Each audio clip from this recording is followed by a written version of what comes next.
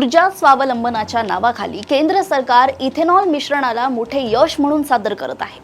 शेतकरी हित, पर्यावरण संरक्षण आणि परकीय चलन बचत असे दावे केले जात असले तरी या धोरणाच्या परिणामांचे वस्तुनिष्ठ मूल्यमापन होणे आवश्यक आहे। इथेनॉलसाठी ऊस, मका, ज्वारी यांसारख्या पिकांचा वापर वाढत असताना अन्न की इंधन हा प्रश्न अधिक गंभीर बनलाय। भारतातील शेती अजूनही मोठ्या प्रमाणावर पावसावर अवलंबून आहे। अशा परिस्थितीत अन्नधान्याची जमीन इंधन निर्मितीकडे वळवणे कितपत योग्य याचे उत्तर सरकारने द्यायला हवे। विशेषतः महाराष्ट्रासारख्या दुष्काळग्रस्त राज्यात पाणी खाऊ ऊस उत्पादनाला प्रोत्साहन देणे म्हणजे जलसंपत्तीवर अतिरिक्त ताण आणणे आहे।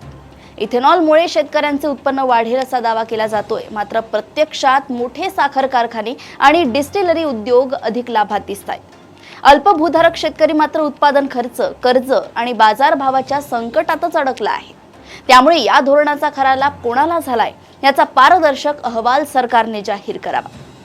इथेनॉल मिश्रित इंधनामुळे काही वाहनांचे मायलेज कमी होत असल्याच्या तक्रारी सातत्याने समोर येत आहेत। जर ग्राहकाला अधिक इंधन खरेदी करावे लागत असेल तर त्याचा आर्थिक भारही लक्षात घ्यावा लागेल। पर्यावरणाच्या नावाखाली ग्राहकांच्या खिशावर ताण टाकणे योग्य ठरू शकत नाही। इथेनॉल जळताना प्रदूषण कमी होत असले तरी त्याच्या उत्पादनासाठी मोठ्या प्रमाणावर पाणी, वीज आणि संसाधनांचा वापर होतो। त्यामुळे संपूर्ण पर्यावरणीय परिणामांचा स्वतंत्र अभ्यास आवश्यक आहे। ऊर्जा स्वावलंबन हे निश्चितच महत्त्वाचे ध्येय आहे, मात्र त्यासाठी सौर, पवन, हरित, हायड्रोजन आणि जैव ऊर्जेसारख्या पर्यायांनाही समान प्राधान्य दिले पाहिजे। घोषणांपेक्षा विज्ञान, पारदर्शकता आणि जनहितावर आधारित धोरणेच देशाला खऱ्या अर्थाने शाश्वत विकासाच्या मार्गावर नेऊ शकतात। अशाच घडामोडी व अपडेट सोबत पुन्हा भेटूया देशोन्नती संपादकीयमध्ये। बघत रहा देशोन्नती। नमस्कार।